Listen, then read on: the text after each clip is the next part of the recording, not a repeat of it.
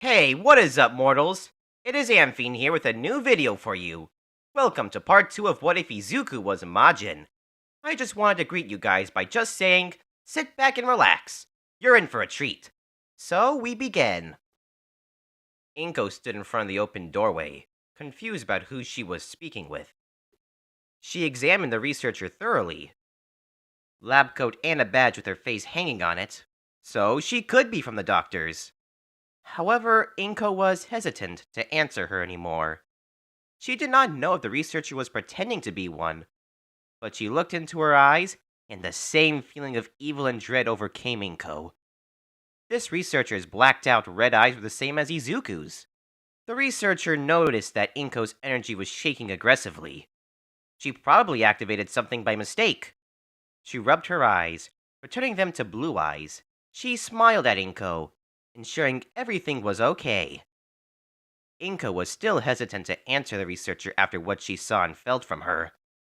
But she knows she won't get anything from her about Izuku. So, Inko gathered up the courage and spoke to the researcher. "What do you mean you have answers about my son?" she asked nervously. "And are you really from the doctors?" The researcher chuckled and smiled at Inko, only making her nervous of the researcher. "Yes, ma'am. I do have the answer that could help you and your son out." She removed her badge from her coat and handed it to Inko. Inko examined the badge while she kept on speaking. "Although, I'm not working with that doctor's house. Because I am an official researcher that goes around learning and helping with different arrangement of quirks." Inko looked at the researcher with a confused look. The researcher pointed to her badge, which showed her title. Inko returned the badge to her. "Also, don't mind that the name is scratched out. I'm supposed to get a new card soon, but it didn't come yet." "Well, the card seems real, but how do you have the answer for my son?" The researcher pushed up her glasses with a smug look of superiority. Then, she chuckled as she addressed what she had just said to Inko. "Simple, because your son and I are the same species." A few seconds of silence went by as Inko and the researcher stared at each other. What she just said to Inko only confused her even more. Inko responded to her in a confused tone. "Huh?" Inko looked confused. "I'm sorry, but how? Not to sound rude, but my son isn't anything like you." The researcher simply kept a straight face as Inko continued speaking. "He has pink skin, an antenna sticking out of his head, and—" Before Inko could finish what she was saying, the researcher intervened with her information about Izuku. "Popped out of an egg, has an uncontrollable hunger that steam would appear out of his body, stretch goo-like skin that can regenerate the body, and capable of turning anything into sweets with a pink beam." Inko stood in shock. The researcher knew about Izuku and more. Was the researcher listening to her conversation with the doctor? Maybe. But she knew about Izuku. Yes. Inko replied as she looked back at her son, who was watching TV. "Although I don't believe that he can regenerate his body." She looked back at the researcher, who smiled at her. "But how do you know so much about my son?" "I can tell you more about what your son truly is, if that's what you want," the researcher stated. "If not, then I can walk away now and leave you and your son alone." Inko looked at the researcher, then towards Izuku. Inko put her head down, and thought to herself for a few seconds. Inko could let the researcher come inside, explain and learn more about Izuku's true form, or she could tell the researcher to leave them alone and wait for the real doctors to respond. While Inko was thinking to herself, the researcher peeked by Inko through the doorway to see the little pink boy sitting on the couch watching TV. Izuku felt someone was watching him, so he turned his head towards the open door. Izuku saw his mother, with her head down, and the researcher, who just smiled and waved at him. Izuku was confused about who she was, but decided to wave back. Inko lifted her head and cleared her throat to get the researcher's attention. "Fine. You may come in and explain yourself." Inko moved out of the way for the researcher to come through. But before she made inside the apartment, Inko slammed her hand on the doorframe, blocking her from getting in. The researcher felt Inko's energy become darker and more protective. "But if you do anything to my son, you better hope that whatever you are can save you from me. The researcher knew what kind of energy Inko was giving off. She wasn't going to do anything terrible to Izuku, but knew not to do anything that would cause Inko to attack her. The researcher chuckled as sweat dripped down her face. Yes, ma'am. Understood. The researcher smiled and nodded nervously. Inko removed her hand from the doorway for the researcher to come in. Once inside, Izuku got up from the couch and walked towards the researcher. Izuku felt something inside of her that felt like his. The researcher kneeled to Izuku's level. He immediately ran behind Inko in fear. Hello there. Are you Izuku Midoriya? The researcher happily asked. Izuku was nervous to answer her back. He looked towards his mother to see what he should do. Inko signaled to Izuku to try to speak to her, but only a mumble came out of Izuku's mouth. Yes, ma'am. Izuku spoke softly to her. It's nice to meet you. My name is Vami. Vami smiled at Izuku as she held out her hand to Izuku. Izuku was hesitant to shake her hand because of what he kept seeing around her. Dark energy swarmed around Vami, but everything else about her was calm. He held onto Inko's legs tighter, as Vami noticed that Izuku's energy was afraid.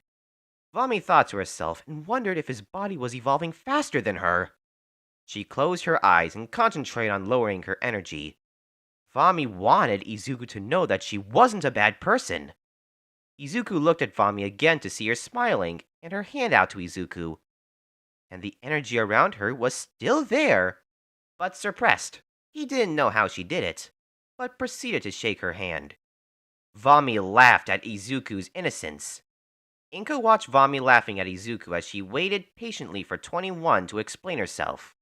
Although she doesn't mind the interaction between them, she needed the answers now, or Vami is leaving now. Inko coughed loud enough to grab both of their attention. She gave Vami an explain or leave expression. Vami cleared her throat and stood back up straight. Before I could say anything, I need to know if the cocoon that Izuku hatched from is still here, and, if it's possible, for me to examine it further. Inko nodded as she went into her room, grabbing the cocoon and handing it to Vami. Vami examined the shell, and noticed a few things off about the cocoon she held. There appeared to be a very viney texture and a similar color whenever the cocoon hatched. Vami put the cocoon back together and questioned Inko. Question. Whenever you found this cocoon, what color was your cocoon? And did it have any weird dents? As she kept opening and closing the cocoon. The cocoon before Izuku hatched was pink. And no, the cocoon was mostly viney whenever I received it, Inko stated. Received? Vami looked at Inko with a confused look. It was a gift from my husband before he... Inko stopped herself before tearing up. Vami noticed she was sad and silent from what she said. Oh, I'm sorry for asking. Vami apologized as she returned the cocoon to Inko. Well, I encountered one of these in an open field as it fell from the sky. The color before hatching was purple, and the outer shell was beaten up horribly. It didn't crack until I got near it. Once I got close enough, an M flashed on the cocoon, then exploded into a pile of pink goo. Inko was surprised at what she said about the cocoon flashing an M symbol. Whenever she was near the cocoon, she never saw an M symbol on it. However, she did see an M flash on Izuku's head when he was about to turn her into a piece of candy. Inko told what happened when hers hatched. Really? Whenever the cocoon hatched for me, Izuku wasn't a pile of goo. He looked like every normal baby, Inko stated as she ruffled Izuku's head. Maybe because the cocoon's shell also affects the DNA structure of the creature inside it, causing however it looked like when hatched, Vami suggested as she pointed towards Izuku. Inko and Izuku shrugged their shoulders at Vami's responses. Vami adjusted her glasses in embarrassment and decided to continue her story. Well, once hatched, it grasped itself onto me. And nothing happened at first. Until... Vami stopped mid-sentence as she got up from her seat, closed her eyes, and stood still. Inko and Izuku looked at each other in confusion at what Vami was trying to accomplish. A few seconds passed, and a sudden gust of wind rushed them. They could see that it was Vami pushing the air away from her. Both Inku and Izuku were confused about how she could do that, but they were about to be more confused about what she could indeed do. Vami started to float above the ground, surrounded by white fire that seemed to be hot enough to burn anything around her. Inku was scared out of her mind, while Izuku was in awe. They kept watching until a bright light blinded them. After the bright light faded, Izuku and Inku were surprised at Vami. Vami looked completely different from before. Her light skin turned to the same shade of pink as Izuku's, light pink hair replacing her brown hair. But something else was added to her instead of a simple color change. It appeared that she grew a tail out of nowhere. Even her clothes changed from her regular scientist uniform to baggy white pants and a blue tube top. Finally, Vami started to float back to the ground and opened her eyes to see Inko cover her son's eyes due to the way she looked after transforming. Then this happened to me, Vami stated as she moved her arms up and down, showing what happened. I'm not sure about the tail or the way I look. It just came with it once I transformed. I can see, Inko said in shock. At first I thought nothing major happened. I could feel the energy in all living creatures. The uncontrollable hunger, the urge to fight anything, until one day, my hunger became intense that I lost control of myself. I turned anything and everything into sweets, and I was trapped in my mind.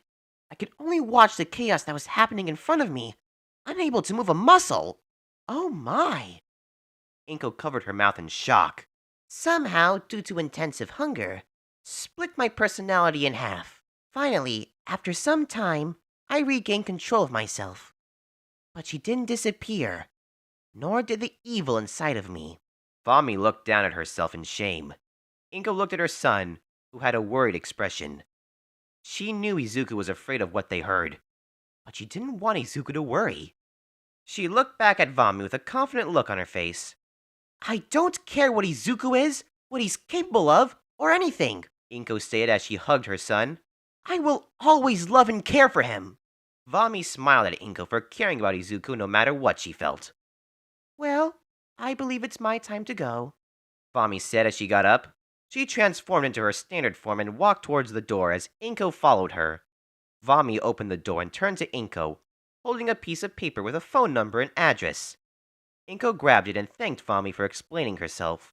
Vami smiled and said that's nothing. If you ever need anything, you can give me a call or come to my apartment, Vami told Inko as she waved goodbye to them. This video is sponsored by Skillshare. With the services Skillshare provides, you can get access to many in-depth tutorials on basically anything you want to learn. Each class that they have is bound to help you with your creative endeavors. Do you want to learn how to make videos like this one? Do you want to learn how to write scripts or edit audio? Skillshare has you covered. And with our link, you can have a 14-day free trial. So what are you waiting for? Click the link now and get 14 days worth of classes free. Link in the description below.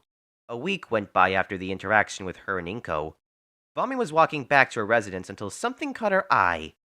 It appeared to be Izuku sitting on the swings, by himself, with his head looking down. Vami immediately walked towards him. Izuku saw Vami walking toward him and looked away from her. Hello, Izuku. Is everything okay? Vami asked Izuku as he looked at her in a sad tone. Something happened today, Izuku sighed. And I wish it never happened. Vami asked Izuku to explain why he wishes today had never happened. Izuku sighed and told the story of what happened today. 2 days after Vami explains everything to Inko and Izuku, they all returned to normal for them. After school ended, Bakugo, Izuku, and 2 others walked in the forest. Izuku kept praising Bakugo's quirk, and Bakugo kept saying that it is the greatest, and whatever quirk he has will never match up to his. Bakugo slipped and fell off the log and into the river. Everyone said that Bakugo was fine. He's the toughest kid in the group. Bakugo got up from the river and laughed. He was about to pick himself up when he saw a pink hand in front of him. Kachan, are you okay? Izuku reached out his hand to Bakugo. Something happened in Bakugo. Izuku asking if he was okay, He was doing this to him because he was weak and looking down on himself. "Get away from me," Bakugo said quietly to himself. What? Izuku looked at his friend in confusion. Izuku reached his hand out for Kacchan to grab, but instead of holding Izuku's hand, Kacchan activated his quirk and blew his hand away from him, leaving a burn mark on it. "I said get away from me, you pink freak!" Bakugo screamed out. Izuku, devastated from what he had heard from Kacchan. He was trying to help his friend from that fall. Bakugo got up and attacked Izuku again, only for Izuku to dodge and run away from him. Bakugo told the other two to follow him and attack that Deku. Izuku kept running through the forest until he made it to the playground. He was catching his breath when he heard Bakugo's voice near him. Izuku hid as Bakugo and the others arrived. They looked all around for Izuku, but nothing showed up. Bakugo was infuriated that Deku had gotten away from him. However, he didn't want to give up until Izuku was in front of him. Bakugo looked again and saw a boy playing in the sandbox. The boy noticed Bakugo walking toward him, saw the smiles on his faces, and feared the worst. Izuku didn't hear anything until a cry for help. Izuku peeked out of his hiding spot to see Bakugo and the others beating up someone, asking where Deku was. "Now, you will tell me where that pink freak ran off to," Bakugo stated to the boy. He held him by the collar, ready for another explosion to aim at the boy. But instead, the boy waited for it to hit him until he dropped to the ground. "Kacchan!" Izuku cried as he pushed Bakugo away from the boy. "If you don't stop hurting him, I will stop you myself!" "You want to pretend to be a hero," Bakugo chuckled as he and his two lackeys activated their quirks. "You are hopeless, Deku! There is no way you can beat me!" Izuku took a fighting stance until his stomach started to hurt. He clenched his stomach as Bakugo and the others ambushed Izuku with their quirks. The pain he was receiving from them wasn't as painful as his stomach. However, he couldn't concentrate on keeping his hunger down. "Come on, Deku!" Bakugo laughed as he kicked Izuku. "You want to play the hero! Then be the hero, He stopped his sentence as he backed away in fear. The two were confused about why he was moving away from Izuku until they saw him. Izuku's eyes were red, and his smile reached from ear to ear. All the children noticed something was wrong with Izuku. Izuku got up, pointed his antenna towards them, and fired a sweet beam at them. Bakugo and the two boys turned to a chocolate ball while the other boy looked in fear. Izuku hung over the 3 candy pieces and reached down to grab one until a scream caused attention. Izuku's eyes turned green, and he looked around to find the scream. Izuku turned to see the boy shaking in fear. Izuku took a step towards him as he screamed out, "You're a freak! Stay away from me!" The young boy cried out as he got up and ran as fast as possible from Izuku. Izuku looks down at the ground at the 2 pieces of candy, then at his hands with the chocolate ball. As tears fall onto them, Izuku never wanted this to happen. Izuku ran away from the candy, but then immediately stopped himself. He turned back to see he couldn't just leave Kacchan and the rest like that. So he went back and hid somewhere no one would find him, but where Izuku could fire a beam and return them to normal. Izuku concentrated on his antenna until he felt electricity around him and fired at the pieces of candy. Kacchan and the others returned to their human forms. The 2 boys were about to search for Izuku, until Bakugo told them that Izuku was a waste of time and should get out of there. They looked at each other and followed Kacchan as he looked back at the area to see if Izuku was there. Kacchan didn't see anything and decided to continue to walk away. Izuku came out of hiding and thought to himself, why is this happening to him? He just wanted to become a hero, but after hearing from Vami and Kacchan, the only thing he can call himself was Freak. So for the rest of the day, Izuku just sat on the swing set by himself, ashamed of what he had done and who he was. I guess I'm just a pink freak, Izuku cried. Tears fell on Izuku's face as he holds himself. Vami was sad for Izuku and how his friends treated him. She thought to herself, then smiled to herself. Well, if you're a pink freak... Vami transformed into her pink form as she hugged Izuku. I guess I'm a pink freak too. Vami used her tail to make Izuku laugh. And it did. They laughed at each other until they heard a gasp out of nowhere. Vami and Izuku looked around to find where the gasp came from. They kept looking around until they heard a bicycle approaching them. Vami followed the sound of the bike and was shocked at who she saw. It appeared to be a young girl with pink skin like her and Izuku, blacked out eyes and yellow pupils. But she seemed to have small horns sticking out of her head. She jumped from her bike and ran towards the two and shouted, "Wow! You two have pink skin just like me! And you have blacked out eyes too!" Izuku looked surprised while Vami chuckled. The girl looked at the two from every angle and was happy to see more people like her. Vami thought to herself, maybe she's another Majin. She concentrated on the girl's energy to see if anything evil was residing in her, but a bubbly aura surrounded her instead. Vami started to listen to the girl again as she kept on speaking. "I'm Mina Ashido, an amazing dancer and inspiring hero," Mina stated as she struck a relaxed pose, only for Vami to smile even more. "And you are?" Mina asked as she looked towards the blushing Izuku. Vami nudged Izuku's shoulder and nodded her head to Mina. Izuku got up from his seat and stood straight and stiff as a board. My name is Izuku Midoriya, and I'm also an inspiring hero," Izuku nervously told Mina. She smiled, grabbing Izuku's hand and shaking it violently. "That's so cool! Another hero in the making! Who is she? Is she your mom? Do you want to be friends? Do you want to play together?" Mina was asking multiple questions at once. Izuku's brain couldn't handle everything happening.